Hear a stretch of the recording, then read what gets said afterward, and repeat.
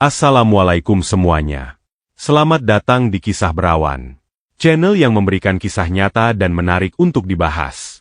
Namun sebelum itu mengklik tombol subscribe terlebih dahulu. Dan jangan lupa untuk menuliskan sholawat di kolom komentar, agar kita mendapatkan syafaat di akhir kelak. Sore itu di sebuah pos perbatasan di Kalimantan, Sersan Rian Aditya duduk di dalam bara kecil, sambil membersihkan senapan SS-2V5 miliknya. Sudah hampir 3 bulan ia bertugas di daerah ini sebagai bagian dari pasukan pengamanan perbatasan. Jauh dari rumah, jauh dari istrinya, Laras, yang ia nikahi 2 tahun lalu. Laras adalah seorang wanita sederhana yang bekerja sebagai pegawai administrasi di sebuah perusahaan ekspedisi di Jakarta. Ia bukan tipe perempuan yang suka kehidupan mewah, itulah yang membuat Rian jatuh hati padanya. Sejak menikah, mereka menjalani kehidupan dengan penuh pengertian. Meski harus sering berjauhan karena tugas Rian sebagai prajurit TNI. Di sela kesibukannya malam itu, ponselnya tiba-tiba bergetar. Sebuah nomor tidak dikenal muncul di layar. Rian mengernyit, lalu mengangkatnya. "Selamat malam, Pak. Dengan Bapak Rian Aditya?" Suara laki-laki di seberang terdengar formal, seperti seseorang yang biasa berbicara dengan kewenangan. "Iya, saya sendiri. Ini siapa?" "Saya dari Polsek Kebayoran Baru, Pak. Begini, kami ingin menginformasikan bahwa istri Bapak, Saudari Laras, saat ini sedang dalam tahanan kami." Jantung Rian seakan berhenti berdetak. Ia menggenggam ponsel lebih erat. "Apa maksudnya ditahan? Laras kenapa?" "Istri Bapak tertangkap dalam sebuah penggerebekan narkoba di Hotel Grand Permata. Kami menemukan barang bukti di kamarnya, dan saat ini ia sedang menjalani pemeriksaan." Rian merasa darahnya berdesir. "Laras? Narkoba? Tidak mungkin. Istrinya bahkan tidak pernah merokok. Apalagi memakai barang haram seperti itu. Ada kesalahan. Laras tidak mungkin pakai narkoba." Suara Rian meninggi, namun ia mencoba mengendalikan emosinya. "Maaf, Pak. Kami hanya menjalankan tugas. Kalau Bapak ingin tahu lebih lanjut, silakan datang ke kantor kami," jawab polisi itu tanpa ekspresi. Telepon terputus, meninggalkan Rian dalam kebingungan. Ia langsung berdiri dan menarik napas panjang. Kepalanya penuh dengan pertanyaan. Keesokan paginya, Rian segera meminta izin kepada komandannya untuk terbang ke Jakarta. Beruntung, ia diberikan cuti mendadak karena alasan keluarga. Ia segera naik pesawat pertama menuju ibu kota. Setibanya di Jakarta, Rian langsung menuju Polsek Kebayoran Baru. Setibanya di sana, ia berhadapan dengan seorang petugas jaga. "Saya ingin bertemu dengan penyidik yang menangani kasus seorang tahanan bernama Laras," katanya dengan suara tegas. Petugas menatapnya dengan malas. "Tunggu sebentar, Pak." Beberapa menit kemudian, seorang polisi berpangkat Ibtu keluar dari ruangan. Namanya Ibtu Budi. Ia menatap Rian dengan sedikit heran. "Anda siapa?" "Saya suaminya, Rian Aditya." "Oh, suami tersangka? Silakan ikut saya." Rian mengikuti polisi itu ke sebuah ruangan kecil. Ia mencoba menenangkan diri meskipun amarah dan kecemasannya berkecamuk. Di dalam ruangan, Ibtu Budi duduk dan membuka sebuah berkas. "Istri Anda tertangkap di sebuah kamar hotel dengan barang bukti sabu seberat 5 gram saat kami gerebek. Hanya dia yang ada di dalam kamar. Laras tidak mungkin melakukan itu. Dia tidak pernah menyentuh barang haram." Suara Rian bergetar menahan emosi. "Kami hanya menangkap berdasarkan bukti yang ada, Pak. Kamar itu dipesan atas namanya, dan barang bukti ditemukan di dalamnya." Rian mengepalkan tangan. "Ada sesuatu yang tidak beres di sini." "Siapa yang melaporkan?" tanyanya. "Kami mendapat informasi dari informan," jawab Ibtu Budi santai. Rian semakin curiga. Ia menatap polisi itu tajam. "Bisa saya bertemu dengan istri saya?" Ibtu Budi terdiam sejenak, lalu mengangguk. "Silakan, tapi sebentar saja." Pertemuan penuh air mata di ruang tahanan. Laras duduk di sudut. Wajahnya terlihat pucat dan matanya sembab. Saat melihat Rian, air matanya langsung mengalir. "Mas," suaranya bergetar. Rian mendekat dan meraih tangan istrinya melalui jeruji. "Laras, apa yang terjadi?" Laras menggeleng. "Aku tidak tahu, Mas. Aku diundang untuk pertemuan kerja di hotel. Setelah aku masuk kamar, Tiba-tiba ada yang mengetuk pintu. Saat aku buka, mereka langsung masuk dan menemukan narkoba di dalam kamar. Aku tidak tahu itu milik siapa. Rian mengepalkan rahangnya. Ada yang tidak beres. Istrinya dijebak. Laras, tenang. Aku akan cari tahu siapa yang melakukan ini, katanya, meski di dalam hatinya ia sendiri bingung harus mulai dari mana. Di luar, Rian merasakan sesuatu yang ganjil. Ia seorang tentara. Nalurinya tajam. Polisi yang menangani kasus ini tidak terlihat bekerja secara profesional. Ia menarik napas dalam. Ini belum selesai. Rian berdiri tegak di depan sel tahanan. Matanya menatap tajam Laras yang masih menangis. Tubuhnya menegang, amarah berkecamuk dalam dadanya. Ia seorang tentara, terlatih untuk menahan emosi, tetapi kali ini situasinya berbeda. Ini tentang istrinya. Laras, tenang. Aku akan mengeluarkanmu dari sini, katanya dengan suara rendah, namun penuh tekad. Laras menggenggam erat tangan Rian di balik jeruji. Mas, aku takut. Rian menatapnya dalam-dalam, lalu melepaskan genggaman itu dengan perlahan. Jangan takut. Aku akan cari tahu siapa yang menjebakmu. Ia berbalik dan melangkah keluar dari ruang tahanan dengan langkah tegap. Di luar, Ibtu Budi masih menunggunya dengan ekspresi datar. Selesai, Pak? Tanya Budi dengan nada meremehkan. Rian menatapnya tajam.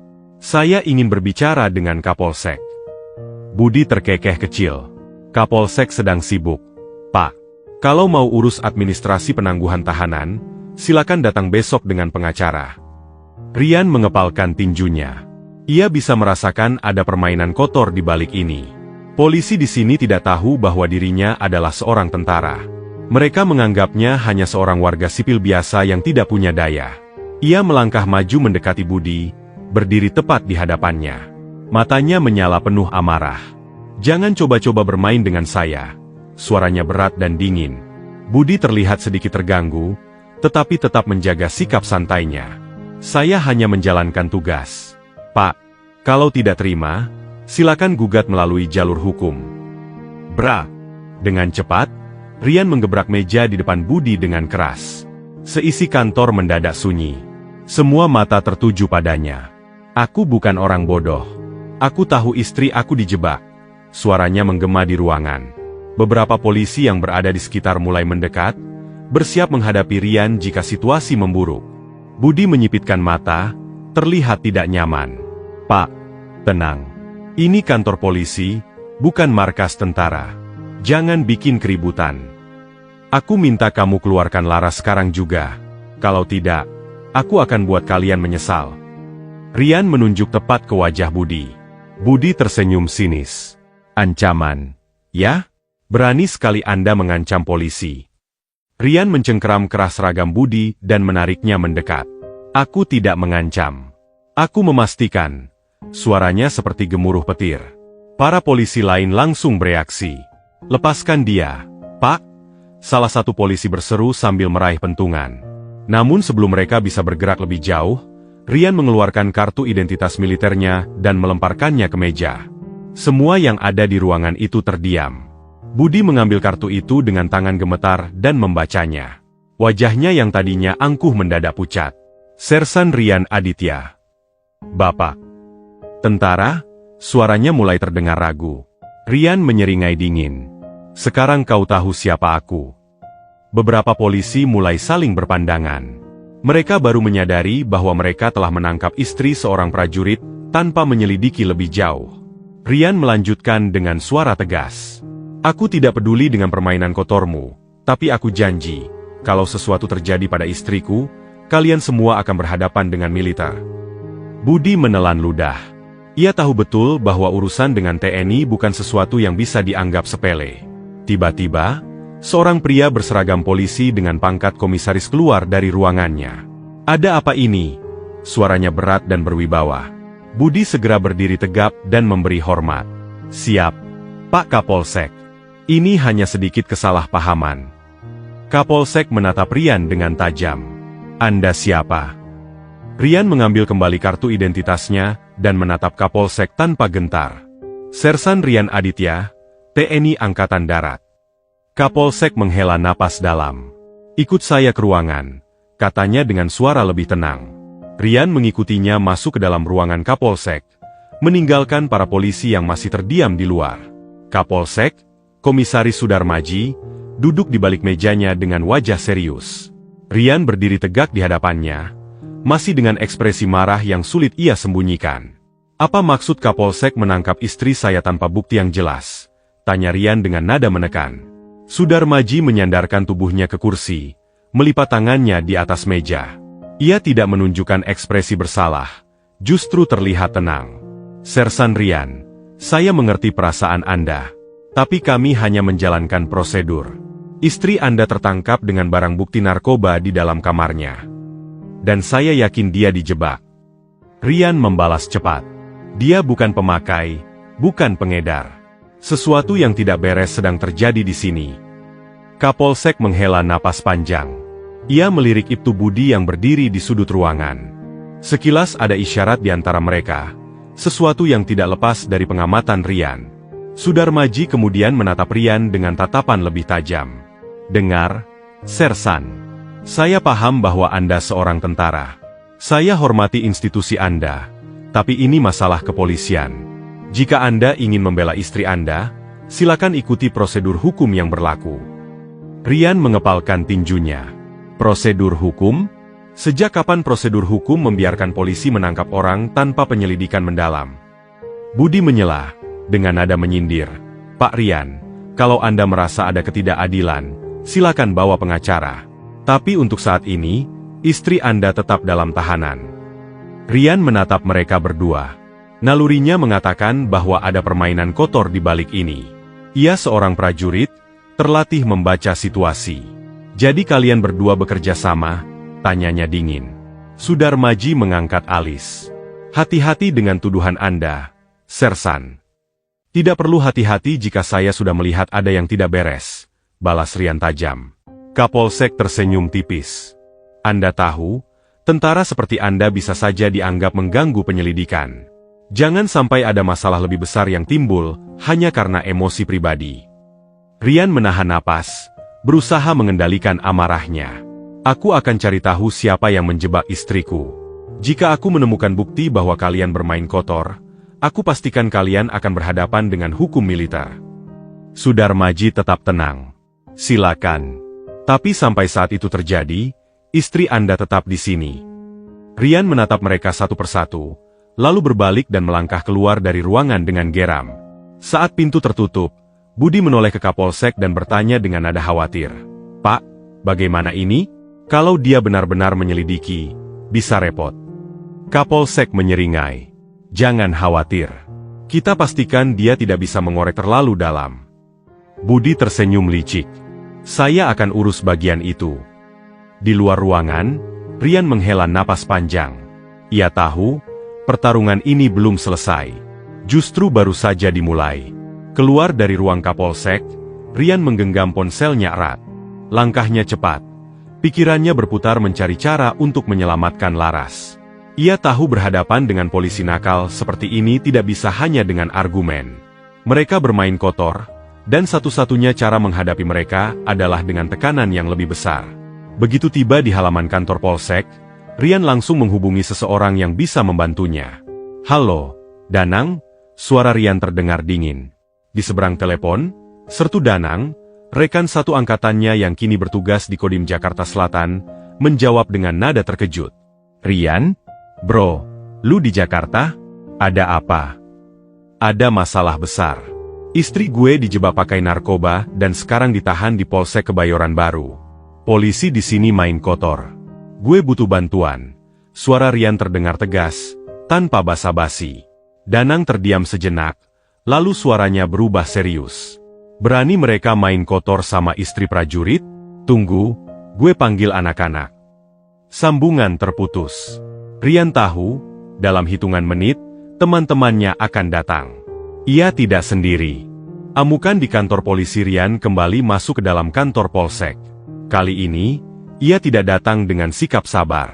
Langkahnya berat, matanya menyala penuh amarah.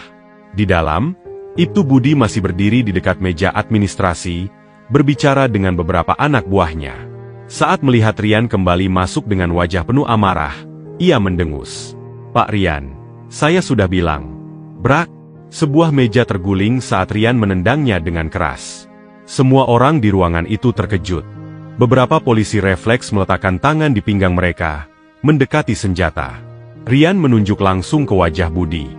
"Aku sudah cukup sabar. Sekarang aku mau istriku keluar dari sini, atau aku akan buat tempat ini porak-poranda." Budi tersentak. Ia belum pernah melihat warga sipil seberani ini. "Kau gila, ya? Ini kantor polisi, bukan tempat preman," bentaknya. "Dan aku bukan preman. Aku tentara. Dan kalian semua sudah salah langkah." Suara Rian menggema di seluruh ruangan. Beberapa polisi mulai mendekat untuk mencoba menenangkan situasi. Namun sebelum mereka bisa bergerak lebih jauh, brum! Suara deru motor dan mobil berhenti di depan kantor polsek. Beberapa detik kemudian, pintu kantor polisi terbuka lebar. 5 orang prajurit TNI berseragam dinas lengkap masuk dengan langkah tegap. Di depan mereka, Sertu Danang berdiri dengan ekspresi dingin. "Rian, kami di sini," kata Danang sambil melirik ke arah polisi-polisi yang kini terlihat gelisah. Budi mundur 1 langkah. Matanya melirik Kapolsek Sudarmaji yang baru keluar dari ruangannya. Wajah Sudarmaji berubah drastis, tidak lagi setenang sebelumnya. Kapolsek berdeham, mencoba mengambil kendali situasi. "Apa maksud kalian datang ke sini dengan gaya seperti ini?" Sertu Danang tersenyum miring. "Kami dengar ada masalah dengan istri seorang prajurit. Kami ingin memastikan bahwa hukum ditegakkan dengan benar." "Apa maksudmu? Ini urusan kepolisian." Brak! Rian kembali menggebrak meja, kali ini lebih keras. "Jangan bicara soal hukum kalau kalian sendiri yang melanggarnya. Aku mau lihat istri aku sekarang." Kapolsek mulai kehilangan ketenangannya. Ia tahu jika situasi ini tidak dikendalikan, masalahnya bisa sampai ke atasan militer. "Baik, kita bisa bicarakan ini," katanya akhirnya, mencoba mengulur waktu. Namun Rian tidak mau menunggu lebih lama. Ia melangkah maju dan menarik kerah baju Budi. "Buka selnya sekarang juga." Budi yang tadi masih bersikap arogan kini tampak gugup. Ia melirik Kapolsek, mencari arahan. Kapolsek akhirnya menghela napas panjang. "Buka selnya," katanya dengan suara pelan. Budi dan beberapa polisi lainnya langsung bergerak menuju ruang tahanan. Beberapa menit kemudian, Laras keluar dengan wajah lelah. Matanya membesar saat melihat suaminya dan sekelompok tentara berdiri di sana. "Mas," suaranya bergetar. Rian langsung mendekapnya erat. "Aku di sini. Tidak ada yang bisa menyakitimu lagi." Danang menatap Kapolsek dan berkata dengan nada penuh peringatan, "Jangan coba-coba bermain dengan tentara. Kami tidak tinggal diam." Kapolsek hanya bisa mengangguk, tahu bahwa ia telah kalah dalam permainan ini. Rian menggenggam tangan Laras dan berjalan keluar bersama teman-teman tentaranya. Ini belum berakhir. Ia masih harus mencari siapa dalang sebenarnya di balik jebakan ini. Tapi satu hal pasti, mereka telah menyentuh orang yang salah. Beberapa hari setelah insiden di Polsek Kebayoran Baru, suasana di kantor itu berubah drastis. Kapolsek Sudarmaji duduk di ruangannya dengan wajah muram. Sejak kejadian itu, situasinya semakin memburuk. Laporan tentang dugaan penyalahgunaan wewenang dalam kasus Laras telah sampai ke Propam dan POM TNI. Tak butuh waktu lama, tim investigasi turun langsung ke Polsek untuk melakukan pemeriksaan. Di tempat lain, Rian bersama Sertu Danang dan beberapa anggota TNI lainnya juga telah mengumpulkan informasi tambahan. Dari hasil penyelidikan mereka, terbukti bahwa Laras memang dijebak. Pelakunya, seorang rekan kerja Laras bernama Tony yang bekerja sama dengan Ibtu Budi. Tony memiliki dendam pribadi terhadap Laras, karena ia pernah melaporkan kecurangan dalam perusahaan tempat mereka bekerja. Ia kemudian bersekongkol dengan Budi untuk menjebaknya, menggunakan jaringan pengedar narkoba lokal untuk menaruh barang bukti di kamar hotel Laras. Setelah bukti-bukti dikumpulkan, Rian dan rekan-rekannya menyerahkan semua itu ke POM TNI dan Divisi Propam Polri. Proses hukum pun berjalan dengan cepat. Hari itu, kantor Polsek Kebayoran Baru dipenuhi oleh beberapa petugas dari Propam yang datang langsung untuk melakukan sidah. Kapolsek Sudarmaji hanya bisa duduk diam di ruangannya saat seorang perwira tinggi masuk dengan wajah serius. "Komisaris Sudarmaji, berdasarkan hasil investigasi, Anda terbukti melakukan pembiaran terhadap praktik kotor di institusi ini dan menyalahgunakan wewenang. Mulai hari ini, Anda resmi diberhentikan dari jabatan Anda sebagai Kapolsek Kebayoran Baru. Wajah Sudarmaji pucat. Ia mencoba berargumen, tetapi ia tahu perintah ini sudah final. Tak lama kemudian, ia dipanggil ke Polda untuk menjalani pemeriksaan lebih lanjut. Sementara itu, nasib Ibtu Budi jauh lebih buruk. Setelah interogasi yang ketat, ia akhirnya mengaku menerima suap dari Tony untuk menjebak Laras. Tak butuh waktu lama, ia dipecat dari kepolisian dan dijatuhi hukuman pidana atas penyalahgunaan wewenang, pemerasan, serta keterlibatannya dalam jaringan narkoba ilegal. Saat Budi digiring ke mobil tahanan, ia sempat melirik ke arah Rian yang berdiri dengan ekspresi datar. "Kau." Yang menyebabkan semua ini, geramnya. Rian hanya menatapnya dengan tajam. "Kau yang menghancurkan hidupmu sendiri." Pintu mobil ditutup, dan Budi dibawa pergi menuju tahanan. Akhir yang keadilan beberapa hari kemudian, Laras resmi dibebaskan sepenuhnya dari segala tuduhan. Ia masih sedikit trauma dengan kejadian itu, tetapi Rian selalu ada di sampingnya. Saat mereka berjalan keluar dari kantor polisi setelah menerima surat keputusan bebas, Laras menggenggam tangan Rian erat. "Mas, kalau bukan karena kamu, aku tidak tahu apa yang akan terjadi." Rian tersenyum kecil. "Aku sudah berjanji untuk selalu melindungimu, kan?" Di seberang jalan, Sertu Danang dan beberapa teman prajurit lainnya berdiri, menunggu mereka. Danang menepuk bahu Rian. "Hukum akhirnya ditegakkan. Sekarang, saatnya kamu kembali ke tugasmu. Negara masih membutuhkanmu, bro." Rian mengangguk. Ia tahu tugasnya sebagai prajurit belum selesai. Tapi kali ini, ia telah membuktikan bahwa seorang tentara bukan hanya melindungi negara dari musuh di perbatasan, tetapi juga dari ketidakadilan di dalam negeri. Dengan langkah tegap, ia dan Laras berjalan meninggalkan kantor polisi, meninggalkan mimpi buruk itu di belakang mereka. Tapi satu hal yang pasti, tak akan ada lagi yang berani bermain kotor dengan keluarga seorang prajurit. Nah, seperti itulah cerita di video kali ini. Semoga ada pembelajaran yang dapat diambil di dalamnya. Dan jika kalian suka dengan video ini, jangan lupa subscribe, agar kalian tidak ketinggalan untuk video-video menarik lainnya.